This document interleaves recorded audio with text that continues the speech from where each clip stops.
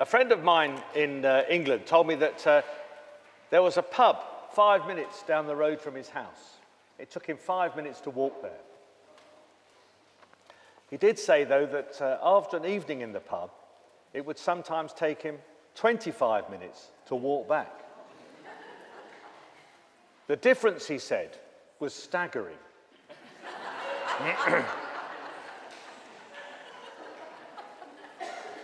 Beer is not the only thing that can make us walk slowly.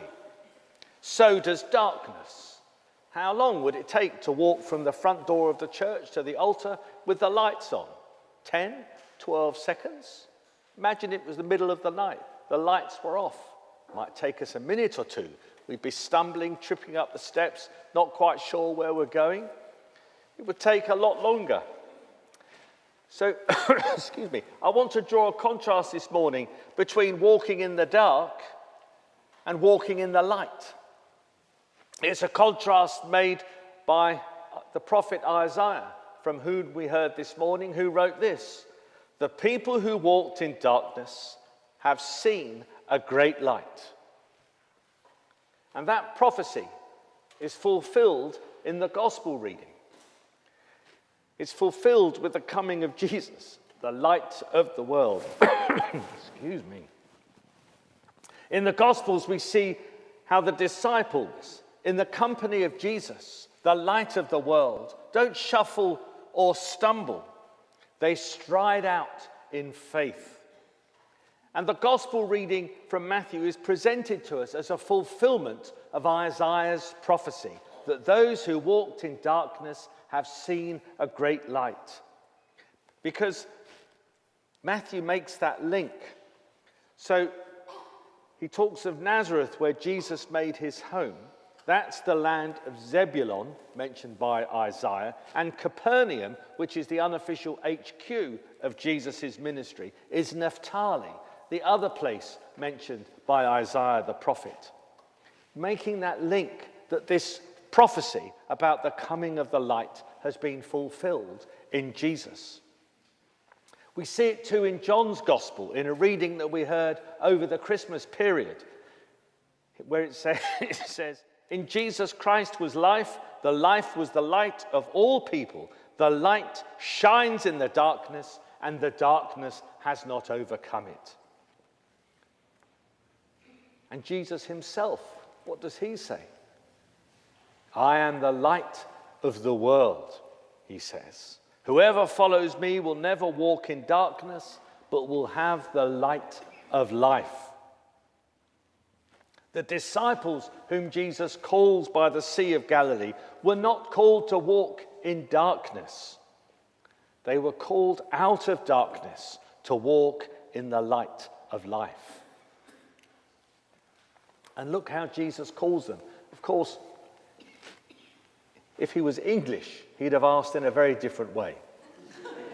The English version of this gospel would have Jesus walking up to Peter and Andrew and saying, "Sorry to bother you. Would you have any interest in tagging along with me? No problem if not, just, I don't want to inconvenience you. But if you have the time." No, he doesn't ask that because Jesus wasn't English. Shock horror. If you've learnt one thing in the sermon today, you can go home and say, "Oh yes, we learnt that Jesus wasn't English." Of course he wasn't. Look how, you can tell by how he asks the disciples to follow him. He commands them, "Follow me," Jesus says. And how do they respond? Do they ask for time to think about it? No. Do they even stop to clean their nets? No. Immediately, we're told, they left their nets and followed him. They don't shuffle begrudgingly behind Jesus. They stride out in faith. They are walking in and walking with the light. So what's different about walking in the light? Well, first, there's a purposefulness about the way that the disciples walked. It says immediately they left their nets. They knew where they were going. Well, they knew who they were going with. They knew they had a purpose. Jesus called them to fish for people. And that's a phrase that's been interpreted in many different ways over the years. And it's important for us to understand, given the fact that we are followers of Jesus. We are the people who still hear that call, follow me. We're called to respond. So how do we see ourselves fishing for people? Well, here's a story which might go some way to giving an answer to that question. It's a story about a family with 2 kids, aged about 11 and 7, who go down to Carlsbad Caverns. And as happens on the tour, when it gets to the deepest place in the caves, the tour guide turns the lights off just to show what real darkness feels like. And when they did this, the little girl was scared, started crying out. And her brother put his arm around her and said, well, don't worry. There's somebody here who knows how to turn on the lights. The call for us as followers of Jesus is to let people know that the light has come, that we are not abandoned in the dark, and the world can feel a dark place. Death and darkness do not have the final word. We know someone who has turned on the lights, and we're called to witness to that fact, to let others know that the light of the world has come. The disciples stride out confidently after Jesus because they trust him. They don't walk fearfully. And trust is the opposite of fear. Just see how the psalm that we said together, or we heard the choir sing, Psalm 27, begins like this. The Lord is my light and my salvation. Whom then shall I fear? The disciples trusted Jesus, and there was no fear in their walk.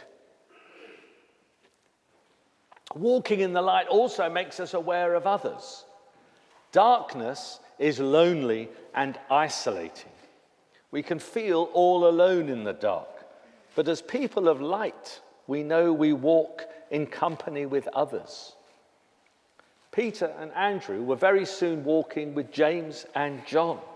And very quickly, this new alternative community was building around Jesus, which now stretches all over the world. And what an undramatic beginning to such a movement. It all starts with 4 ordinary fishermen responding to Jesus' call. And those called to follow Jesus and walk with him are still not required to be special or particularly holy. Those who follow Jesus have always been ordinary people. What they have in common is a response to his call, and a response which involves putting our faith and trust in him. This season of Epiphany reminds us that the light of the world has come, a light that has shone for 2,000 years. It's no less bright, and it offers the same power that was offered to Jesus' first followers. The light beckons us to walk without fear into the world, building God's alternative kingdom filled with all God's people. So let's be a people who look to walk in the light and aren't content to shuffle along in the darkness. And on this day of our annual meeting, when we think about church life and reflect on our life here at St. James, it occurred to me that we are not shuffling along at the moment. We've had a good year. There are signs of health and growth. People continue to join our community. The finances are healthy. And we're walking together with a purpose. Last week was our outreach Sunday, and it was great to meet so many of the partners with whom we work and serve. We're called to worship and grow in faith together. So I'm full of hope. Let's continue to stride out confidently in faith, to walk in the light, God's beautiful light. Amen.